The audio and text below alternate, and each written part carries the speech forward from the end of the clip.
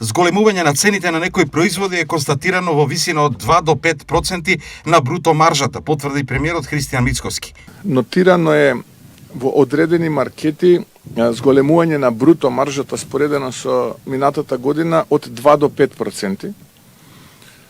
И тие ќе бидат повикани на состанок и јасно ќе им се каже дека тоа е недозволиво. Мицкоски прецизно појасни за што станува збор. Ако минатата година во јуни месец бруто маржата била 10%, сега е 12 или 15%. Тоа се тие дополнителни 2 до 5%. И тоа ние нема да го толерираме и многу јасна порака ќе испратиме кон тие. Кога би се намалиле тие 2 до 5%, тогаш практично ние би биле земја со најниска инфлација во Европа во овој момент. Иако очекувам стабилизирање на инфлацијата во јуни месец, многу помала вредност во споредба со мај и со април, но ајде да почекаме, за една недела треба да се објават тие параметри.